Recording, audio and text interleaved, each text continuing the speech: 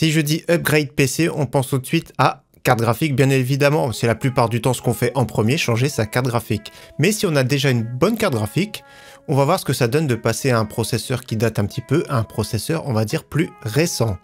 Salut tout le monde, c'est Flo, et bien sûr j'espère que vous avez la forme. Donc une vidéo qui peut être très intéressante. J'ai fait pas mal de tests à regarder, et je vais faire un petit résumé. Chaque petite case ici, c'est un benchmark. Donc j'ai fait beaucoup de benchmarks. Et donc je vais faire au mieux pour que ce soit plus compréhensible possible cette vidéo. Donc je suis parti sur une plateforme qui a un tout petit peu plus de 2 ans ici. Regardez cette plateforme là ici avec un Core i5 10400F. Ce petit processeur qui était vraiment excellent à l'époque. C'est un processeur 6 cœurs 12 threads, il est d'ailleurs toujours à vendre celui-ci. Et donc pour compléter ce PC gamer qui a un tout petit peu plus de 2 ans, j'ai mis une RTX 2060. Celle-ci est un tout petit peu plus vieille il me semble. Et donc c'est vrai quand on me contacte par mail, certains me demandent qu'est-ce que je dois upgrade dans mon PC. Donc je vois que certains ont des belles cartes graphiques déjà. Déjà pour jouer 1080p, la RTX 2060 est encore très correcte. Donc je conseille souvent de changer en premier le processeur quand il date un petit peu. Et donc je suis parti sur un kit évolution, j'en parle souvent notamment dans les vidéos bon plan, chez Rue du Commerce, chez Top Achat également. Donc je suis parti sur un kit évolution ici, vous avez vu, c'est en promotion jusqu'à la fin de l'année. Core i5 12600K. Déjà ce processeur a un peu plus de cœur, c'est un processeur qui a 16 threads exactement. Carte mère de chez MSI, c'est la Pro Z690A en DDR4. Donc celle-ci on la connaît très bien, je l'avais présentée à la sortie justement des Intel de 12e génération. Faites attention, il y a DDR4, DDR5. Donc là il y a bien 16 Go dans le kit en DDR4 3200. Et le petit ventirad ici de chez Noctua. Très performant, d'ailleurs très performant parce qu'il a bien tenu, je vous dis tout de suite, 50-55 degrés environ le Core i5, donc je suis agréablement surpris, en plus de ça en silence, mais c'est un ventirad qui coûte quand même assez cher, on regarde le prix que j'ai vu, ouais, 89,90 €, ça reste une très belle référence, mais quand même assez cher. Donc ce pack là, si vous achetez séparément avec la version KF, ce sera un tout petit peu moins cher. Avec la version K, c'est à peu près les prix. Donc on achète un petit peu partout, là c'est un pack unique. Donc je le rappelle, chez Intel, quand il y a un F, ça veut dire qu'il n'y a pas de partie graphique. Là, il y a bien une petite partie graphique intégrée directement au processeur. Donc vous pourrez débuter notamment pour faire de la bureautique du multimédia. Si vous n'avez pas besoin d'un PC gamer, pourquoi pas. Donc la plateforme de test est ici, vous avez vu, regardez ce beau ventirad, il est vraiment magnifique et silencieux. Ouais voilà, pour moi je trouve que c'est quand même un petit peu trop cher ce ventirad, mais franchement il a fait vraiment le travail. Cette carte mère qu'on connaît très bien de la gamme de chez MSI, c'est un bon milieu de gamme, de bons étages d'alimentation. Il y a un petit bouton pour mettre à jour le BIOS également, directement sans processeur pour un Intel de 13e génération. Donc à savoir c'est que j'ai utilisé Windows 11. Ici sur cette carte mère ici, la DDR4 bien sûr passe à 3200 MHz. Donc en activant le profil XMP. Sur les cartes mères en B460, c'était bridé la RAM à 2666. C'était pas le cas sur les B560 qui ont succédé. Donc là, il y a un petit ventirad de chez Arctic, il est un petit peu meilleur, on va dire, que celui d'origine. Et donc pour finir, pour vous parler du protocole, j'ai ni activé le DLSS, ni le ray tracing. Avec la RTX 2060, j'ai fait des tests en 1080p élevé, 1440p qualité moyenne. Mais j'étais un petit peu déçu, donc j'ai poussé un peu les tests un tout petit peu plus loin. C'est-à-dire qu'en 1440p, toujours en qualité moyenne, j'ai utilisé de nouveau la RTX 3060 Ti, donc une carte graphique un petit peu plus costaud qui sera remplacée également l'année prochaine. Donc celle-ci est vraiment très bien, modèle MSI Ventus 2X, je l'avais acheté également lors de la sortie. Donc voilà, je l'avais acheté un tout petit peu plus de 500 €, de toute façon, c'est encore les prix du moment. Et j'ai poussé encore les tests un petit peu plus loin pour jouer en 4K, donc une carte graphique qui commence également à dater, RTX 3080, cette fois-ci toujours 4K en qualité moyenne, donc c'est le modèle également Ventus, modèle 3X. Donc celle-ci a été remplacée par la 4080 qui est quand même beaucoup plus chère. Celle-ci va tourner plutôt encore actuellement dans les 900 €. Donc ça fait un large échantillon de tests et de résolution. Donc on va voir tout de suite ce que ça fait de changer d'un Core i5 10400F à un Core i5 12600K. Et en plus de ça, ce qu'il faut savoir, c'est que le KF c'est exactement les mêmes performances. Et le Core i5 de 13e génération, ce qu'il faut savoir, c'est qu'il est encore un peu plus performant avec plus de cœur. Allez, on commence premièrement par les tests maintenant en applicatif. Il met une fessée le 12e génération. Regardez ici, nous avons le Core i5 10400F, 7387 points. Le 12e génération va tourner à peu près dans les 17 000 points. Comme vous voyez, il y a le K, le KF, c'est pratiquement pareil. Et le 13000 que j'avais testé également, vous avez vu, il est encore un cran au-dessus. Maintenant sur un test Blender en version CPU bien sûr, Core i5 10400F 108 points, le 12600K, il a fait plus du double. Alors sous DaVinci Resolve, un logiciel de montage vidéo bien sûr, donc j'ai utilisé Puget Bench pour tester, donc un point avec un score CPU, bien sûr c'est toujours mieux, je trouve actuellement si vous avez une carte graphique de faire le rendu bien sûr avec votre carte graphique, donc au codeur NVENC, etc. Donc ici le i5 10400F 1043 points, 1400 points pour le Core i5 12600K. Benchmark jeux vidéo, et on va enchaîner sur les jeux vidéo. Donc ici le fameux 3D Mark, donc on voit le score CPU là, sur le Core i5 6866, sur le Core i5 12600K, 13154. Donc avec une RTX 2060, ici vous voyez le score, n'hésitez pas à comparer.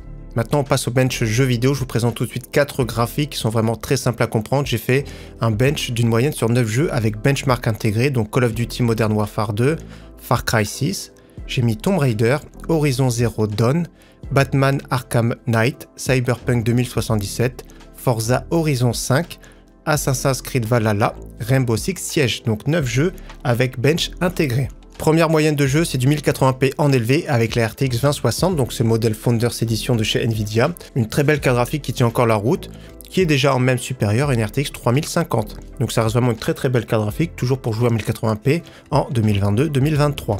Donc une moyenne ici de 118 pour le Core i5 10400F, 128 pour le Core i5 12600K. Donc il n'y a pas un grand fossé, mais on va voir surtout les détails au niveau des chutes de FPS et surtout au niveau des FPS minimum tout de suite après. Toujours avec la même carte graphique RTX 2060, mais cette fois-ci en 1440p qualité moyenne. Donc là, regardez le graphique 100 FPS contre 102 de moyenne. Là, on voit clairement que le GPU limite les taux de FPS. Donc bottleneck, on va dire, sur la RTX 2060 en 1440p. Et donc c'est pour ça que j'ai voulu tester à suivre justement la RTX 3060 Ti qui est beaucoup plus à l'aise pour jouer en 1440p. J'aime beaucoup cette carte graphique parce qu'elle est vraiment très polyvalente et d'ailleurs il y a une version GDDR6X qui est sortie, donc un tout petit peu plus performante et qui sera vraiment très proche de la RTX 3070. Donc là en moyenne on voit plus la différence qui est marquée, notamment ici avec le 10400F c'était 133 fps, avec le 12600K 151 fps, toujours pareil en qualité moyenne. Donc 150 de moyenne c'est vraiment très bien, 130 également. Et donc j'ai voulu voir ce que ça donnait en 4K qualité moyenne justement avec les RTX 3080, donc une très belle carte graphique encore qui est vraiment très à l'aise. Dans mon PC d'ailleurs j'ai un modèle Founders Edition 3080, donc moi je joue sur un écran 21/9. Pour jouer en 4K comme vous voyez en qualité moyenne c'est vraiment très bien, donc 120 fps de moyenne avec le 10400F, 129 avec le 12600K. Donc on va voir tout de suite quelques graphiques pour voir plus d'explications.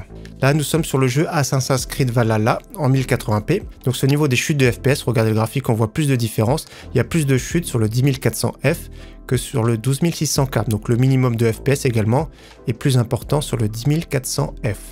Donc là cette fois-ci toujours pareil avec la RTX 2060 en 1080p. Nous sommes sur le jeu Far Cry 6, donc là on est 90 de moyenne sur le 10400 à 100 sur le 12600, mais regardez le graphique complet.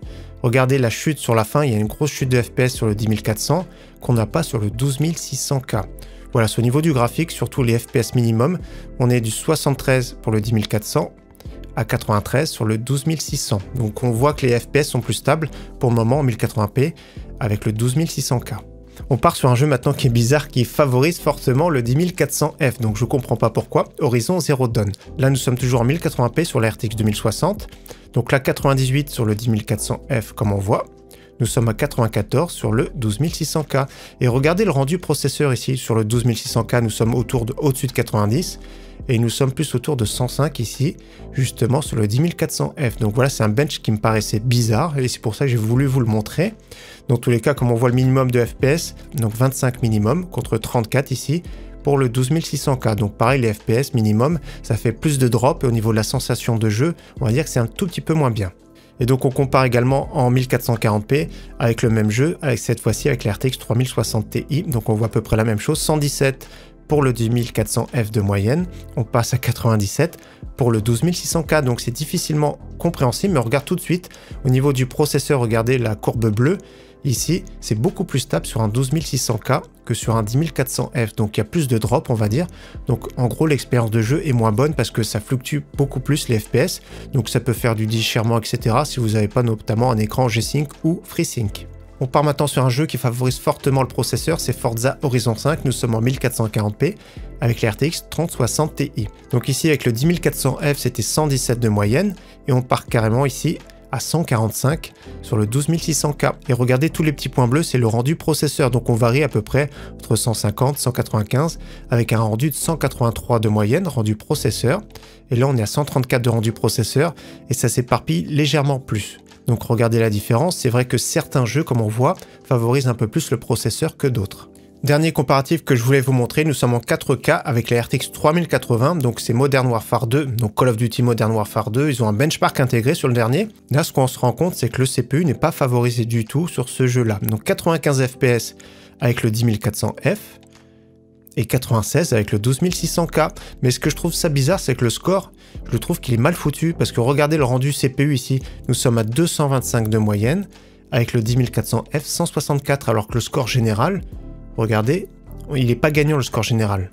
Dans tous les cas, le score CPU est largement supérieur sur le 12600K, donc ça veut dire que les FPS seront plus stables en jeu, il y aura également moins de drop. Donc pour résumer tous ces benches, les FPS moyens sont légèrement au-dessus bien sûr sur le 12600K, mais il n'y a pas de gros fossé en soi. Quand la puissance du GPU est limitée, c'est-à-dire que ça se resserre complètement les écarts, ce qui va favoriser surtout quand vous avez un gros processeur ou un processeur moderne, c'est surtout au niveau des minimums de FPS. Donc moins de chute de FPS, l'expérience de jeu en général est meilleure. Donc l'upgrade peut être intéressant sous certaines conditions, c'est-à-dire si vous avez une carte graphique qui est déjà très correcte, l'upgrade peut être sympa en premier du processeur, notamment un processeur qui a 2 ans ou plus, ça peut être bien d'upgrade en premier son processeur, et dans un deuxième temps la carte graphique bien sûr. Après bien sûr si vous avez une carte graphique qui date un petit peu ou qui n'est pas assez puissante, la première upgrade à faire ce sera bien sûr la carte graphique. Donc voilà pour cette vidéo Upgrade PC Gamer, j'espère que tous ces tests vous auront plu, j'ai essayé de faire le plus condensé possible, pas vous baratiner avec beaucoup de chiffres etc, je trouve que ça embrouille énormément, donc j'ai voulu résumer le plus possible.